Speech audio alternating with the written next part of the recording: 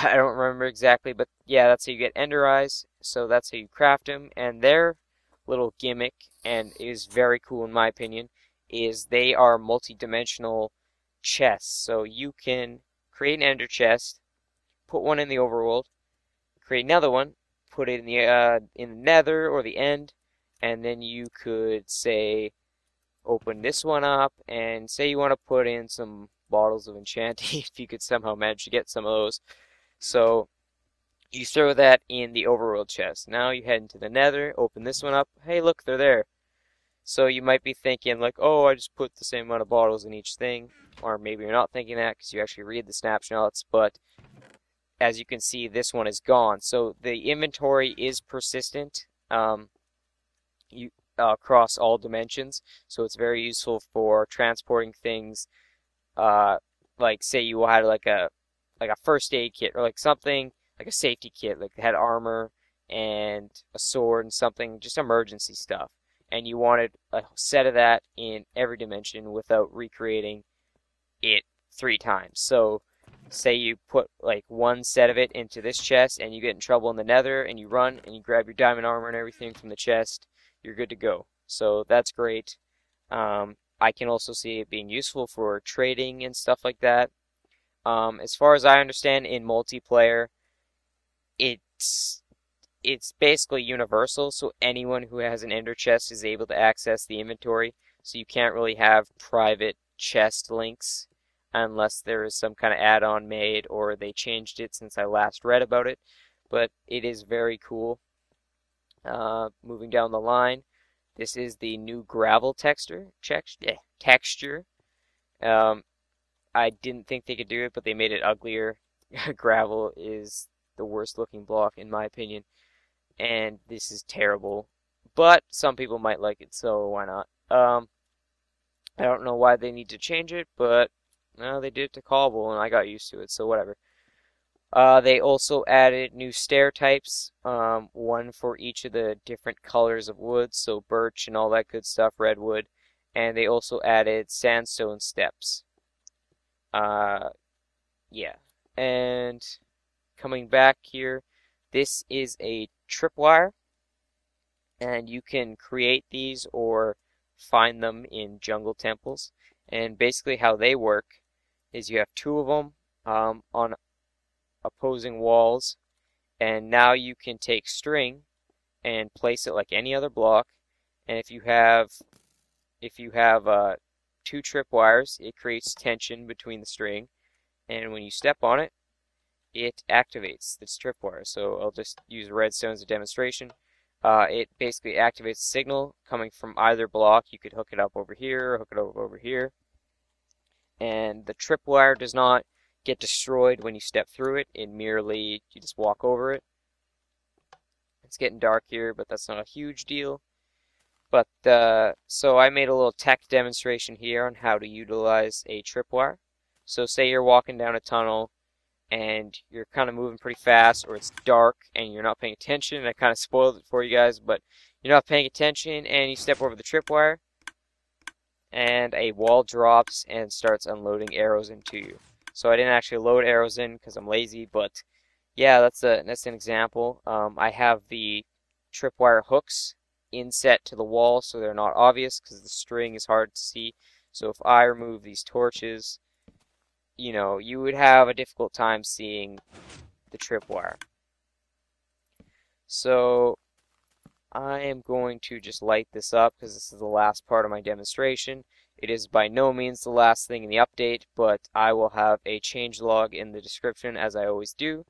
I'm just trying to cover some of the major bases. So they changed the way dispensers interact with uh, different objects. So in each of these dispensers, I have a bucket of water and a bucket of lava. And before, if I would have hit this switch, it would have popped out a bucket of lava. But now, if I hit this switch, oops, there we go. I kind of, oh, I didn't know it absorbed it. That's cool. I kind of learned something new. Basically, it will actually dump the bucket of water out of the dispenser. So I kind of have it backwards here, or odd, but there we go. Now, when you hit a dispenser and have a bucket of water in there, it will actually push out the block of water instead of the bucket full of water. Same with lava here. Like I said, I didn't know, but it actually, if you hit the switch twice, it will absorb the bucket back. So that's pretty cool. You could use that in a lot of ways. And coming back to the other half, they also changed the way boats and mine carts work with dispensers. So now my pool wasn't big enough here, but you see what I did. Instead of popping out a boat in item form, it actually popped out a boat in ready to go form. So if you had one of these next to a lake, you would hop out a boat and be good to go. Same with mine carts. So automated stations, I think, are going to be a lot better. We'll soon be able to hit a button, a cart will pop out, and then you hop in, and then after a delay, it will activate some powered minecart or mine rails or something. I can see that being cool. But yeah, that's very awesome. I think it'll kind of can change up things. So instead of having like some kind of piston system to have a toggleable water thing, you can actually just absorb it into a dispenser and push it out whenever you need to. But yeah, I've pretty much covered everything. Oh yeah, I said I would come back to this. Pretty much covered everything in terms of new blocks, or talked about it at least. But I have one more major thing to cover, and we'll do it in the dark because I'm too lazy to throw it on a bed. But the new thing is trading. I talked about this before, but basically what trading is if you encounter a Testificate village exactly like this, and you see some of your buddy old pals walking around, you just simply right click on them and they will offer you a trade. So this guy wants 16 wool from me and he will give me 1 emerald. So that's how emeralds work as currency. I currently don't have any wool, so I'm gonna go talk to one of these guys. How you doing down there? This guy wants to offer me a leather chest plate for 4 emeralds. So if I trade him like that, he remains in the floor, excited, I guess, and I get my tunic.